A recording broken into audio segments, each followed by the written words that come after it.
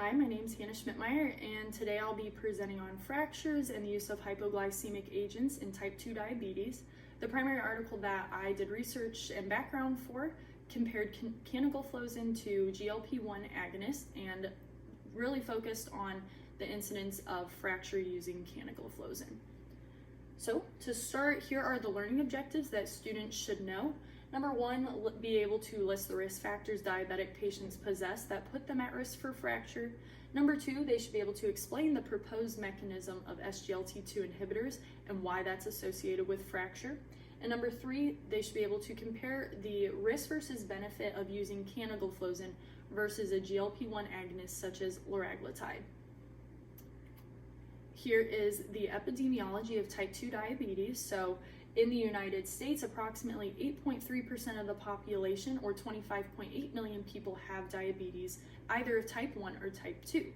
Type 1 diabetes has approximately 3 million of those cases, and type 2 diabetes represents the remaining portion of those cases. So we can see this is a very prevalent topic of focusing on type 2 diabetes here, and that we as student pharmacists will definitely be exposed to this in the future. And lastly, I wanted to emphasize that in our elderly population of adults greater than 65, we do see an incidence of very high severity with diabetes, whether that be our 50% who have prediabetes or the 25% who have diabetes. Here are the risk factors for developing fracture. The first 5 any patient can possess, and that will put them at risk for fracture. So we have low BMI, history of fracture, long-term steroid therapy, which we know can lead to Cushing's syndrome, vitamin D deficiency, cigarette smoking, and excess alcohol consumption. And then the last 4 I have bolded because they really pertain to the diabetic population and the ones that we'll be focusing on today. So we have uncontrolled hyperglycemia, age, frequency of falls, and diabetes complications and comorbidities. So those last 2 really tie together, as a complication could cause a fall. So for example, a patient who has diabetes could suffer from hypoglycemia, leading to a fall and leading to a fracture, where a patient who does not have diabetes may not have that hypoglycemia incidence as often and may not have that fall and therefore not have a fracture. This quote I pulled from my supporting article, which was by Schwartz, Wittinghoff, and Bauer. So it states that type 1 diabetes is associated with osteoporosis, while type 2 diabetes is associated with a high incidence of hip fracture despite having a higher bone mineral density. So they looked into this paradox of why would type 2 diabetic patients with a high bone mineral density have a high risk for fractures. And they also were looking to determine if there was any association between the T-score at the femoral neck and the FRAX score, associations with developing a fracture. And so they did this in 3 observational studies in the older community of adults in the United States. So I pulled the results from this, and the statistically significant results, that is. So there was a difference in T-score of a positive 0.59 for women and 0.38 points for men in the T-score. So that means at a higher T-score, they were having just as many fractures as those with a lower T-score. And as we can see, this is significant because the confidence intervals do not cross 1, but I can give you an example of what this means to make it a little less confusing. So let's say an osteoporotic woman who does not have diabetes has a T-score of negative 2.5, and she has a set risk that they consider for developing a fracture. And a patient who is a woman who has type 2 diabetes might have a T-score of negative 1.9 and have that same set amount of risk at that higher T-score. So that was one of the conclusions that they did find. They also did find that there is an association with the FRAX score and the T-scores with developing a fracture in a diabetic patient. Those scores were just higher. So to move into the treatment guidelines, I'll give you a little background on the pathophysiology of type 2 diabetes, but since that was not the main focus of my primary article, I didn't feel that it was necessary to put on this as a slide.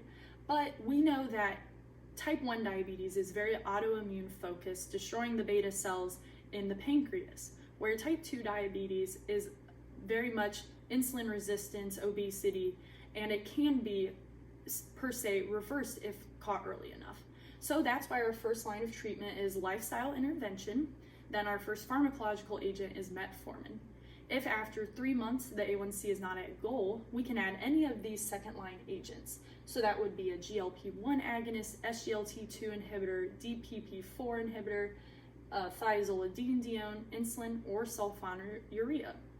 And then I did include an asterisk on the left side of the screen that in type 2 diabetic patients with risk for fractures, a thiazolidinedione or SGLT2 inhibitor should be used with caution per the guidelines. So as you can see, it's not contraindicated, but it should be factored in. So to start, canagliflozin was the test drug of this study. It's an SGLT2 inhibitor, and I will be comparing it to liraglutide, which is the GLP-1 agonist that I chose to do research for. So here we go with canagliflozin. It inhibits the sodium glucose transporter 2 in the proximal tubule of the kidney. So what this means is we decrease reabsorption of glucose, we keep the glucose in the urine, and it can be excreted, thus decreasing the amount of plasma glucose left in the body, which is the ultimate goal for diabetic patients. The proposed mechanism of increased fracture risk per my primary article by Fralick, they saw that with this decreased glucose reabsorption, there was also an interruption of the osmotic diuresis, affecting absorption of phosphate, vitamin D, and calcium, which could lead to a lower bone mineral density. So here is just a nice diagram that kind of displays the normal functioning of how bones develop using these vitamins and ions.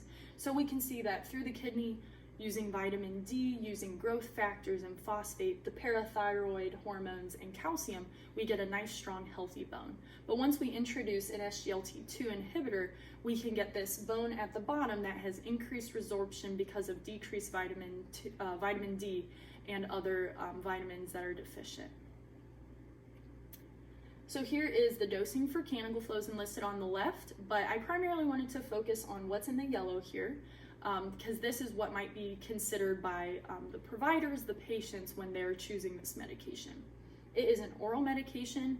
There's been a lot of evidence that it provides cardioprotective benefits as well as renal benefits. So these are just factors that can play into your decision making and provider decision making when choosing this medication.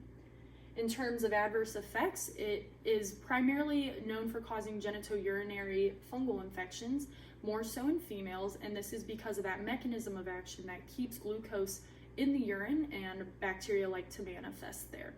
When looking for research on the prevalence of lowered bone mineral density and fracture risk, there is no frequency defined, so this is still a gray area.